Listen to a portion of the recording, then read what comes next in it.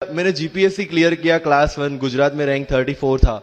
UPSC clear किया rank 570 IPS becoming the youngest IPS of Gujarat at such a early age and then people come to you and बोलते हैं आप बहुत नसीबदार है, you are very lucky. I tell them in reverse, luck favours the brave. कोई अपना luck साथ में लेके नहीं आता, वो बनाना पड़ता है। अगर आपके पास रिस्क लेने का एटीट्यूड है, मैं गुजराती हूं and we know the business, and business का एक ही फंडा है, higher the risk higher the profit. So अगर 8:30 को आपका एक्सीडेंट होता है और 9 o'clock आप मेंस की एग्जाम देने जा सकते हैं, इंटरव्यू से पहले 1 महीने तक आप हॉस्पिटलाइज्ड है और उससे 1 वीक पहले आप दिल्ली जाके उसकी प्रिपरेशन कर सकते हैं, तो luck has to come with you. उसको आना पड़ेगा और आपको आईपीएस बनाना पड़ेगा।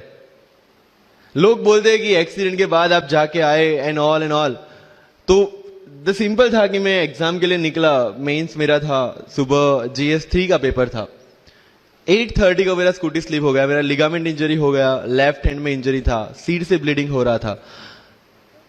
लेकिन मेरे पास 2 ऑप्शन थे। मैं खड़ा हुआ, मैंने देखा okay, my right hand is safe, and I decided I'll go to the exam hall and write the exam.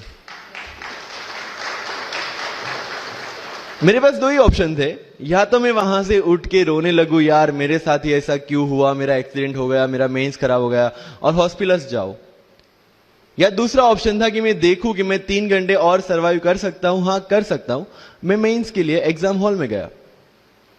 ये जितने भी फोटोग्राफ्स लगे हैं, सर ने जैसे बताया कि जितने भी इंसान सक्सेसफुल हुए, अगर आप उसकी लाइफ स्टोरी देखेंगे तो कहीं ना कहीं एक मोमेंट आता है जहां पे वो इंसान की जो स्ट्रगल है वो पीक पे हो जाते हैं।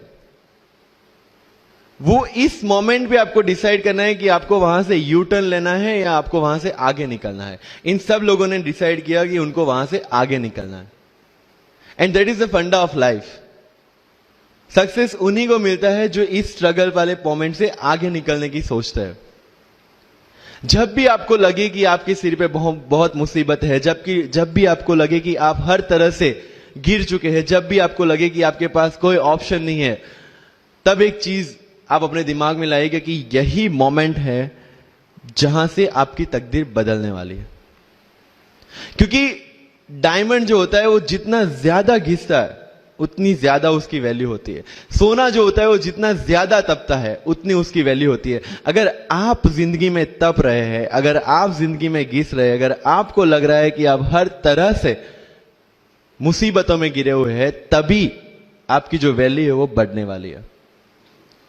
और यही मेरा एटीट्यूड रहा है। लोग बोलते हैं कि तुम्हारी फाइनेंशियल कंडीशन ठीक नहीं थी, पापा इलेक्ट्रिशियन थे, मम्मी हाउसवाइफ थी, डायमंड के कारखाने में काम करती थी, उसके बाद उन्होंने मैरिज में रोटियां बनाने का काम किया, और उस तरह से मैं पढ़ा। लेकिन जब मुझे पूछा जाता है कि ऐसी कौन सी चीज है आपकी लाइफ में जो आप बदलना चाहते हो, एंड आई सेड नथिंग। क्योंकि अगर वो चीजें नहीं होती मेरी लाइफ में तो शायद आज आपके सामने में नहीं होता। तो अगर लाइफ में प्रॉब्लम्स है, अगर लाइफ में स्ट्रगल है, जैसे सर ने बताया struggle is a part of life, and I strongly believe in that. क्योंकि अगर हम दिल्ली में थे, मेरे दोस्त के साथ में निकला बाहर घूमने, तो बोलता है यार ऐसी लाइफ चाहिए, कोई मगजमारी नहीं, आराम से बैठते हैं पूरे दिन एसी वाले कमरे में, बहुत सारे पैसे हैं और कोई टेंशन नहीं, ऐसी लाइफ चाहिए मुझे। मेरे पास ऑप्शन है। बोलता क्या? बोला देख सामने एटीएम का रूम दिख रहा है, एसी वाला कमरा है, बहुत सारे पैसे, कोई मगजमारी नहीं, जॉब ले ले। क्यों IAS IPS में दिमाग खराब कर रहा है? अगर स्ट्रगल नहीं चाहिए तो you have to compromise with that life. जब भारत वर्ष का सपना चंद्रगुप्त ने देखा, चाणक्य ने देखा, और उस भारत वर्ष को बनाने के लिए जब ये संघर्ष जारी था, और तब राजा धनानंद की डॉटर दुर्धरा से चंद्रगुप्त को प्यार हो जाता है, और जब चाणक्य उनको बोलते कि नहीं तुम्हें उससे दूर रहना है, और तब चंद्रगुप्त बोलता है आचार्य कभी कभी सोचता हूं कि जिंदगी में या ये भारत के सम्राट बनने के लिए इतना त्याग, इतना बलिदान ना देना होता तो। और तब चाणक्य रिप्लाई करते हैं तो हर कोई भारत का सम्राट होता। This is the fundamental rule of life. अगर आईएएस बनने के लिए, आईपीएस बनने के लिए सैक्रिफाइस करना नहीं पड़ेगा, अगर उसके लिए आपको त्याग नहीं करना पड़ेगा, तो आज पूरे इंडिया में हर घर में आपको आईएएस आईपीएस मिल जाएंगे। So when you are entering into this game of UPSC or MPSC, make sure that you have to sacrifice anything which will take you to your goal. लेकिन प्रॉब्लम ये है कि हमें टेंशन होती है, यार दोस्त की एंगेजमेंट है, उसकी बर्थडे पार्टी है, उसकी शादी है, अटेंड नहीं करूंगा तो बोलेगा मैं तेरी शादी में नहीं आऊंगा, एंड ऑल। लेकिन बिलीव मी, जब आप आईएएस बन जाओगे, वो सामने से याद दिलाएगा, भाई इनविटेशन कार्ड नहीं भेजा तूने। समझ रहे हो? तो जो कुछ भी इसके लिए सेक्रीफाइस कर रहे हो, वो जब आप उस पोस्ट पे पहुंचोगे, सब कुछ वर्थ है, सब कुछ। मैंने जो मेरा इंटरव्यू था यूपीएससी का, मुझे एग्जैक्ट डेट याद है, 23 मार्च को मेरा इंटरव्यू था। 20 फरवरी को मुझे हॉस्पिटल में एडमिट किया गया क्योंकि मुझे इन्फेक्शन हो गया था बॉडी में, एंड बहुत हाई फीवर था, तो आईवी के अलावा कोई ऑप्शन नहीं था। 1 मार्च को ठीक होके मैंने सोचा चलो दिल्ली निकलते हैं। 2 मार्च को मैं दिल्ली पहुंचा। 3 मार्च को वापस से टॉन्सिलाइटिस का अटैक होने की वजह से फ्लाइट लेके वापस से पालनपुर, अहमदाबाद। Again hospitalization. 15 मार्च को I got relieved from the hospital. 16 मार्च को मैं दिल्ली पहुंचा और 23 मार्च को I gave my UPSC interview. तो 1 महीने का हॉस्पिटलाइजेशन। उसके बाद जब दिमाग में ये था कि मेरे साथ जो लोग इंटरव्यू दे रहे हैं वो 1 महीने से प्रिपरेशन कर रहे हैं, एंड 1 महीने से मैं हॉस्पिटल में था, again I thought this is the moment to prove yourself. I went to the interview और पूरे इंडिया में 2nd highest marks in interview for the entire life. कि जितने भी कंप्लेंट्स आपकी लाइफ में है, मैं यहां से आता हूं, मेरे पेरेंट्स ये करते हैं, मैं वो करता हूं, मेरा इंग्लिश अच्छा नहीं है, मेरा मैथ्स अच्छा नहीं है, ये सारे हमने अपने आप को दिए हुए एक्सक्यूजेस है।